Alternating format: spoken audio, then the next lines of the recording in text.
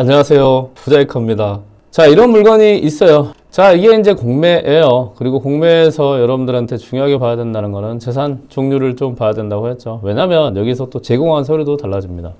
자, 이 물건 같은 경우는 굉장히 좋은 위치인 것 같아요. 서울 서초구 방배동에 있네요. 여기에서도 5층 502호네요. 자, 여기서 포인트가 있습니다. 빌라 탑층은 신축일 때 대박이 날 수 있습니다.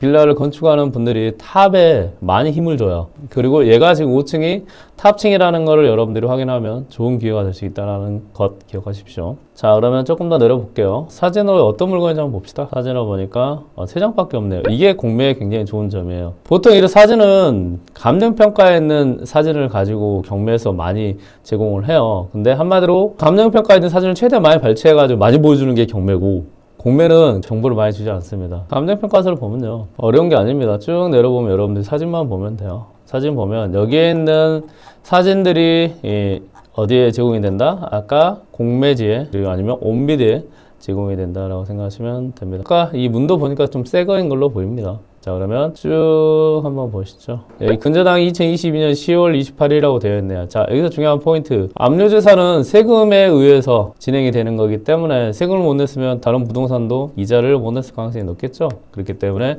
이 부동산에 빚이 많아요. 그래서 그 빚을 없애주는 말소기준권리라는 게 있습니다. 그리고 이 말소기준권리와 여러 가지 빚에 대한 내용을 정리해 주는 서류가 있어요. 이 서류가 뭐냐? 재산명세라는 것이 있습니다. 그래서 이 재산명세는 압류재산에만 있습니다. 기억하세요. 그리고 이 압류재산이 이 복잡한 내용에 대한 권리에 대해서 온비드가 한 번은 필터링을 해서 정리를 해준다. 그리고 여러분들이 이 공매에서 압류재산을 볼 때 가장 먼저 검토를 해야 되는 서류가 이 재산명세입니다. 중요한 서류 중에 하나라고 생각하시면 돼요. 자, 그러면 이 물건에 대해서 일단은 위치 한번 보고요. 방배 2편한 아파트가 있고요. 반포중학교. 여기는 위치 말해서 뭐합니까? 우리나라에서 가장 지금 핫하고 가장 비싼 가격에 실거래가 지금 갱신되고 있는 그런 지역으로 보이죠. 그러면 여러분들은 가장 투자자들이 많이 집중하고 있는 지역에 있는 빌라를 보고 있는 것이다 생각하시면 됩니다. 자, 그러면 아까 이제 위치도 봤고 물건도 새 것 같아요. 그러면 재산명세를 통해서 권리 분석을 한번 하고요. 그 다음에 이 물건에 대해서 실질적으로 6억 8천에 낙찰받은 가격이 어떤 가격인지 여러분들이 궁금할 것 같아요. 한번 보겠습니다. 재산명세를 보면 기본적으로 이렇게 압류재산, 공매재산, 명세라고요. 이렇게 2장 정도 서류가 있습니다. 근데 여기서 여러분들한테 이제 중요한 거는 뭐냐라고 하면 말소기준권리보다 먼저 전입한 임차인이 있냐 없냐만 여러분들은 확인하시면 됩니다. 여기 보니까 뭐 전입세제 정땡땡님이 있는데 아마 소유주 같아요. 자, 말소기준권리가 2022년 10월 28일이고요. 요거보다 먼저 전입한 임차인이 있는지 없는지 보는 겁니다. 그러면 여기에서는 지금 특별한 권리가 없는 걸로 보입니다. 자, 건물 등기 한번 볼까요? 예, 이라고 되어 있죠. 이분이 지금 전입되어 있는 걸로 보입니다. 자, 소유주가 전입되면 소유주가 본인의 건물에 월세를 주고 살까요? 그건 말이 안 됩니다. 그래서 소유주는 임차인 아니고 이런 소유주 같은 경우는 있어도 이 압류재산에서 대출이 잘 됩니다. 기억하십시오. 자, 그러면 이거는 이제 권리분석상 문제가 없는 걸로 보여요. 야, 근데 권리분석상 문제도 없는 서초구 방배동에 있는 물건이 지금 50%까지 유찰됐습니다. 자, 그러면 어떤 문제가 있지 않을까요? 자, 그러면 제가 감정평가를 보고 이 물건에 대한 도면 같은 거 있는지 조금 보고 확인을 좀 해볼게요. 이게 호별 배치도네요. 호별 배치도도 여러분들 좀 봐주는 게 좋습니다. 이게 NS가 있는데 이게 향을 알려주는 거예요. 일단 기본적으로 우리나라 사람들은 남향을 선호합니다. 이 S가 남향입니다. N이 북향이고요. 그러면 NS일 때 이 밑에 있는 애들 남쪽의 세를 보는 거요. 이거를 잘 구분을 해야 되겠죠. 그러면 이렇게 되는 거죠. NS를 이렇게 하면 이게 남쪽, 북쪽이 되는 거죠. 자, 502와 501의 차이점 아시겠죠? 502 같은 경우는 어때요? 여기가 서쪽이겠죠. 북서방향인데 502는 완전 남향이죠. 그러면 어떻게 보면 구조나 이런 거 부분을 떠나서 사람들이 이 같은 층에 있는 호수라고 해도 그래도 502호를 남향이기 때문에 사람들이 선호하지 않을까라는 거를 우리는 예측을 할 수 있습니다. 그리고 여기 보니까 뭐 다락이라는 게 있네요. 여기서 이제 중요한 포인트 알려드리는 거예요. 자, 탑층은 이 보너스 면적으로 이 다락이라는 게 있습니다.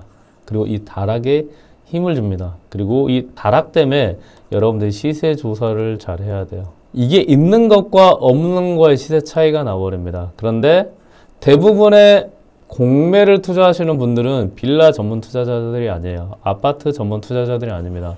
공매를 공부해서 싸게 사고 싶은 것 뿐이에요. 그렇기 때문에 기본적으로 빌라에 대해서 잘 모릅니다. 그냥 싸니까 낙찰받거나 아니면 아파트가 대체한다 보니까 입찰 들어가는 경우가 많아요. 그런데 여기서 여러분들이 빌라에 대해서 전문가 정도까지 알 필요 없습니다. 그냥 구조만 조금 이해하시면 됩니다. 어떤 구조 제가 말씀드렸죠? 신탁 공매에서는 완전히 우르르 나와버립니다. 그러면 여러분들이 지금 완전 대박을 칠 수 있는 물건들이 막 숨어 있는 거예요. 자, 그럼 우리가 이제 시세 조사를 한번 하시죠. 아까 비슷한 게 보이네요. 여기 바로 붙어 있는 거 여기 보이고, 여기 있는 게 기억나시죠? 그리고 여기서 이렇게 돼 있어서 이 남쪽을 보고 있는 것. 지금 이게 5층이 뭘로 나왔어요?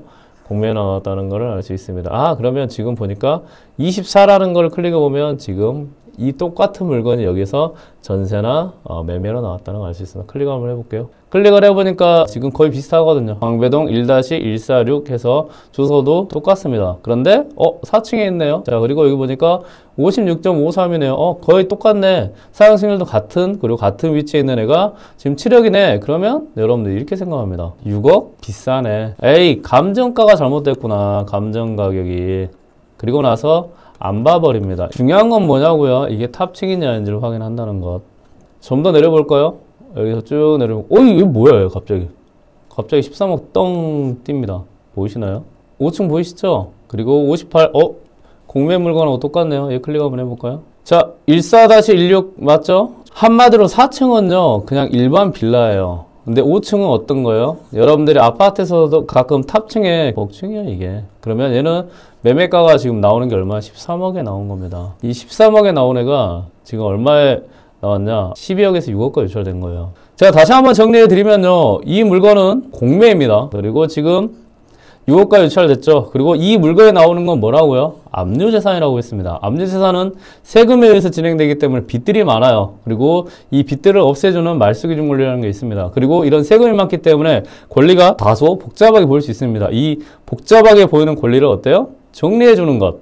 이게 재산 명세입니다. 그래서 여러분들은 이 재산 명세가 굉장히 중요하고 공매 압류재산에서는 굉장히 중요하다라고 생각하시면 됩니다.